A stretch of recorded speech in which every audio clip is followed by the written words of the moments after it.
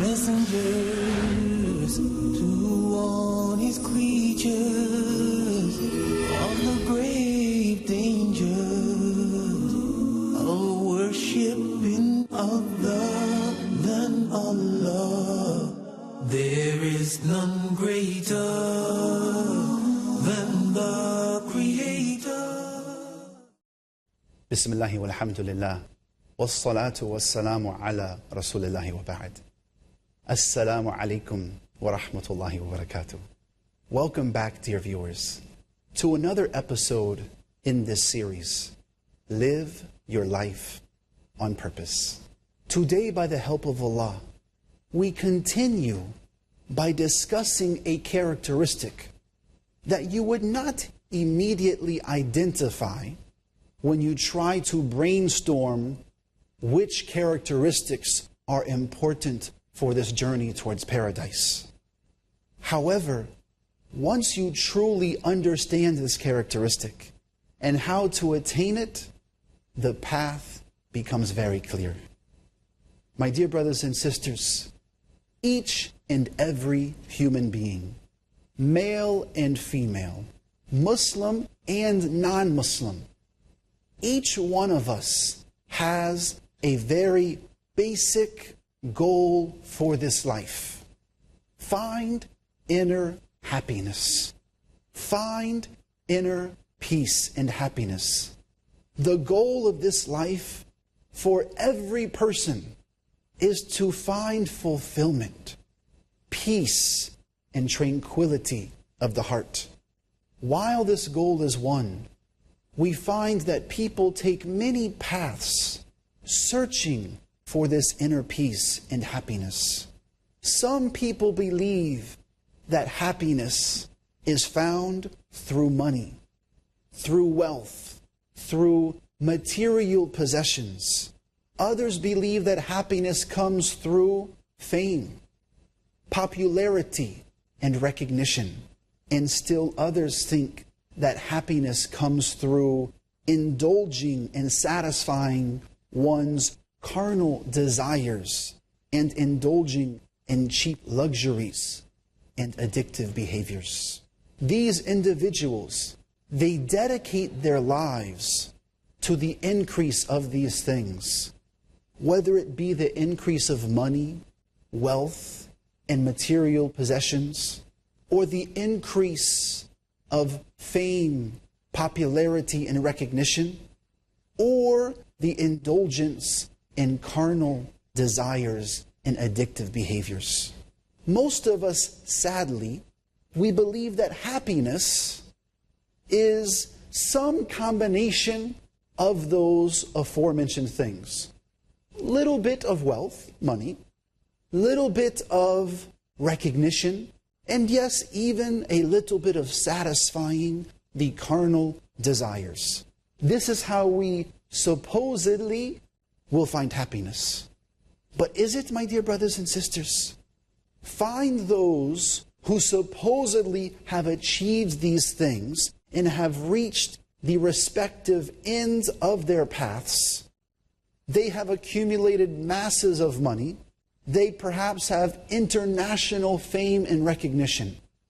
And ask them, have you found that true inner happiness, peace, and tranquility of the heart? And their answer will be no. Just read the news in the West, and so often you find famous movie stars and sports heroes who have ruined their lives by turning to alcohol and drugs because they did not find happiness in the first two paths. And worse, when they can't find happiness even in these addictive behaviors, we find that even then many of them, they end their life and they commit suicide because they never found happiness. Everyone thinks that America is the place to be and that Americans are so happy. The fact is that the number one class of prescribed drugs in America is antidepressants.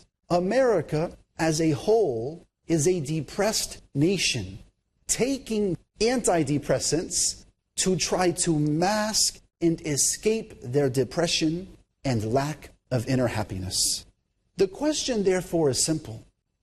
If the aforementioned avenues do not lead to true happiness, what then is this path to true happiness?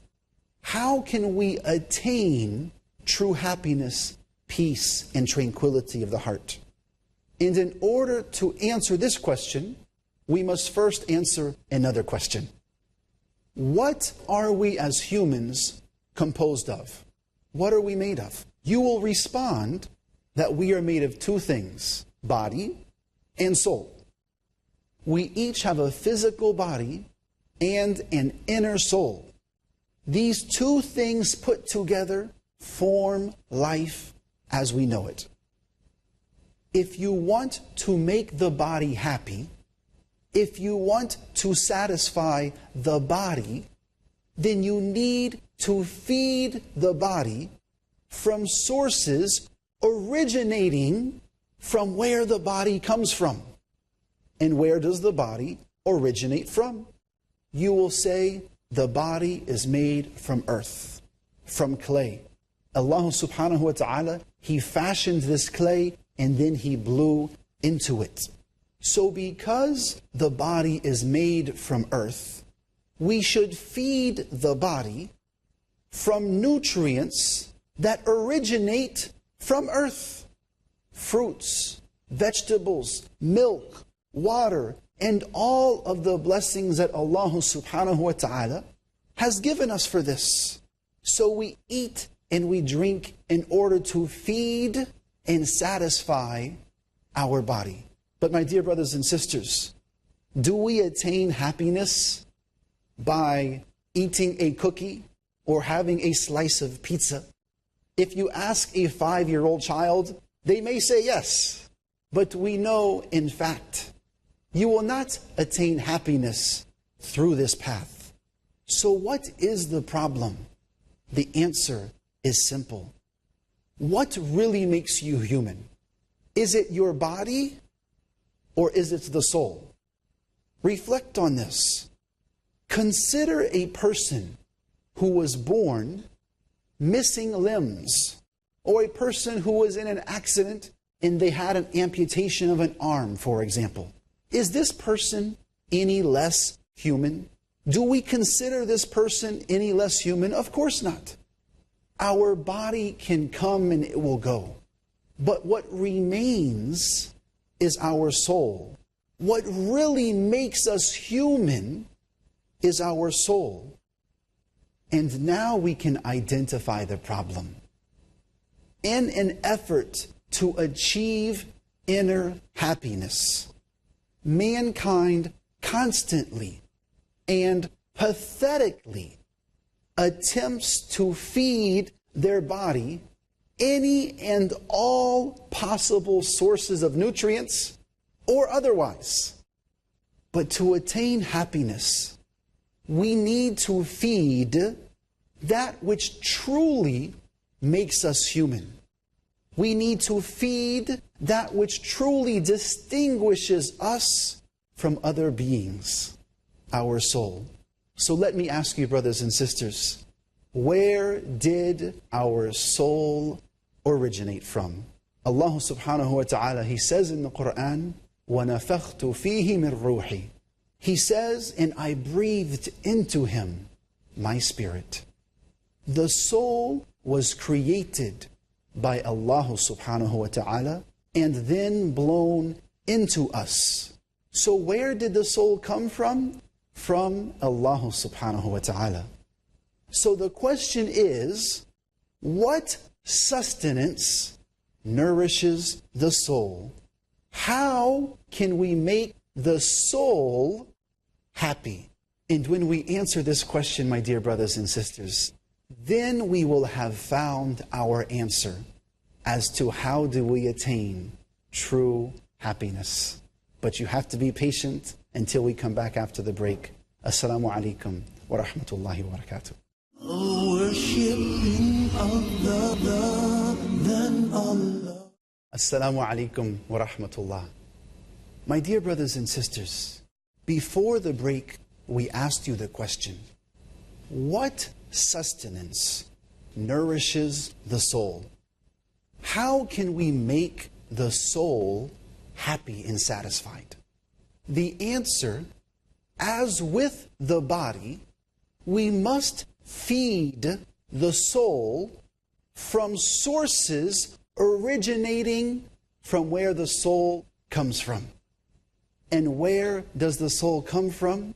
The soul comes from Allah subhanahu wa ta'ala.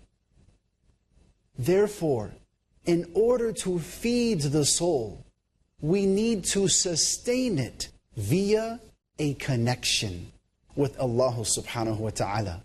We need a high-speed connection, a feeding tube, if you will, from all that relates to Allah subhanahu wa ta'ala. My dear brothers and sisters, let me ask you a rhetorical question. How do you feel on a day that you prayed all of your 5 daily prayers on time and for the sake of Allah subhanahu wa ta'ala? How do you feel when you wake up in the morning before Fajr, make wudu, pray Sunnah, pray Fajr, and then sit and just recite Quran, all for the sake of Allah subhanahu wa ta'ala? How do you feel? How do you feel after a day of fasting and then you break your fast and you know that you only fasted for the sake of Allah subhanahu wa ta'ala? How do you feel